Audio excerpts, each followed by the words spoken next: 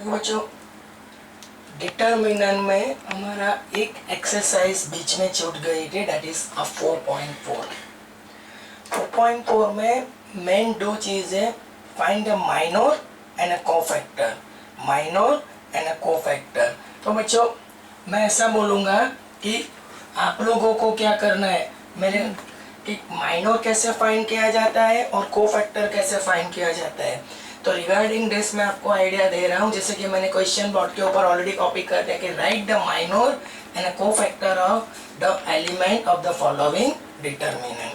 तो देखो first question जो है, फर्स्ट जो क्वेश्चन है मेन फर्स्ट और उसका फर्स्ट क्वेश्चन, आपको जो डिटर्मिनेंट दिया गया है 2 -4 0 3। अब जैसे कि मैं आपको आइडिया दे रहा हूं कि माइनर, राइट, तो minor m stand for the minor, तो ये जो आपका एलिमेंट है 2, ये जो आपका एलिमेंट है 2, तो उसके लिए माइनर, माइनर के लिए वो एलिमेंट कौन सी रो में, फर्स्ट रो फर्स्ट कॉलम, तो उसको हम लोग लिखेंगे M11, M11। अब 2 जो है या तो minor of 1 first row first column, मतलब 2 का माइनर चाहिए तो 2 वाली रो और कॉलम को ऐसे पुश कर दो, जैसे कि मैं आपको आइडिया दे रहा हूँ, 2 वाली जो रो है और कॉलम जो है उसको ऐसे पुश कर दो। तब रहता आपके पास क्या है, 3, तो इसका जो माइनर जो है वो क्या हो जाता है, 3, माइनर क्या हो जाता है इसका 3। मान लो ये एलिमेंट को मैं फोकस कर रहा हूँ, ये मतलब कौन सा, -4, तो -4 जो है वो कौन सी रो है, फर्स्ट रो सेकेंड कॉलम, तो -4 फर्स्ट रो सेकेंड कॉलम, अगर उसका माइनर चाहिए, मतलब एक लैंग्वेज में बोलूँ -4 का माइनर चाहिए, तो -4 वाली रो और कॉलम को पुश करो, तो इसका माइनर क्या आएगा 0, इसका माइनर क्या आएगा 0, तो ये मैं लिख देता हूँ यहाँ पे 0। आप लोग समझ रहे हो, ओके। अब मैं जा रहा हूँ किसके लिए बच्चों, 0 के लिए। 0 कौन सी रो में है, सेकेंड रो और फर्स्ट कॉलम, सेकेंड रो और फर्स्ट कॉलम, तो 0 वाली रो और कॉलम को आप पुश करेंगे, तो 0 वाली रो और कॉलम को पुश करेंगे तो नंबर कौन सा मिल रहा है, -4, तो 0 का माइनर क्या हो जाएगा, -4। ठीक है, अब मेरी बात सुनो, लास्ट एलिमेंट कौन सा है, 3, that one lies in second row second column, तो अगर 3 का माइनर चाहिए तो 3 वाली रो और कॉलम को पुश करो, इसका माइनर होगा 2। देखो बच्चों वापिस एक बार मैं रिपीट करवा रहा हूँ, 2 का माइनर चाहिए तो 2 वाली रो और कॉलम को पुश करो, 3, 4 का माइनर चाहिए, मतलब this is for M11 first row first column, this is first row second column, तो 0, this is second row first column, -4, this is second row second column, तो इसके लिए होगा रो और कॉलम जाएगी तो 2।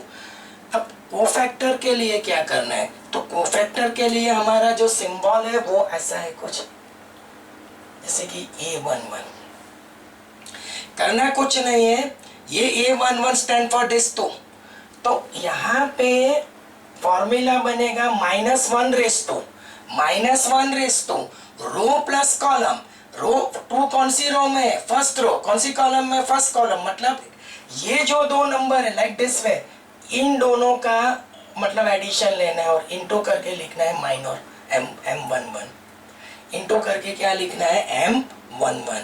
तो अगर मैं इसी चीज को आगे कंटिन्यू करूं बच्चों, तो A11 -1/2, -1/2 क्या होगा 1 इंटू M11, तो A11 M11 क्या है मेरे पास 3, तो ये जो निकला वो क्या निकला है आपका कोफैक्टर। वापिस एक बार धीरे धीरे सर इसको रिपीट करने की कोशिश कर रहे हैं कि A11 क्या है कि कोफैक्टर है, कोफैक्टर मतलब किसका, 2 का, करना कुछ नहीं है, मतलब -1/2, इसका फॉर्मूला ऐसा है जनरल फॉर्म में बोले तो कि अगर आपको कोफैक्टर चाहिए तो मैं ऐसा बोलूंगा AIJ -1/i + j और m of i into j, मतलब -1/2, मान लो यहाँ पे 1 2 है तो -1/1 + 2 M12, तो वो जो आएगा अपने आप कोफैक्टर। तो मतलब यहाँ पे वही चीज मैंने ट्राई की है कि अगर 2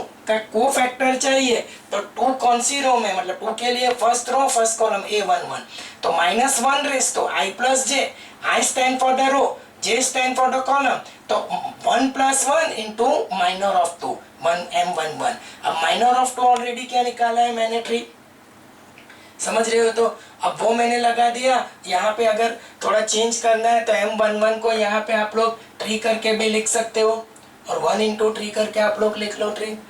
तो ये हो गया कोफैक्टर ऑफ A11।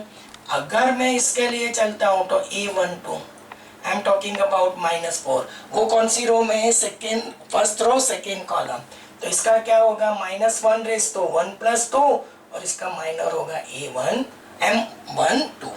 अब बच्चों मेरी बात सुनो, यहाँ पे आ जाओ, तो A12 -1 रेस तो 3, -1 रेस तो ऑड पावर ऑड, और मतलब -1, और M12 क्या है 0, तो -1 × 0 क्या हो जाएगा 0, तो मैं ऐसा बोल सकता हूँ कि A12 क्या आएगा 0, तो कोफैक्टर ऑफ -4 क्या होगा 0। अगर कोई ऐसा पूछे कि मतलब माइनर ऑफ -4 क्या होगा, तो वो क्या हो जाएगा 0। यहाँ पे कोइंसिडेंटली 0 × एनीथिंग दैट इज 0, इसके चलते दोनों का आंसर ऑलमोस्ट सेम। और यहाँ पे भी -1 रेज़ तो 1 + 1, -1 रेज़ तो 2 पावर, जिसके चलते ये चीज आ रही है। ओके, अब हम लोग चलेंगे A21, मतलब कोफैक्टर किसका चाहिए, सेकेंड रो फर्स्ट कॉलम, मतलब 0 का, तो -1 रेज़ तो 2 + 1, और उसका माइनर होगा M21।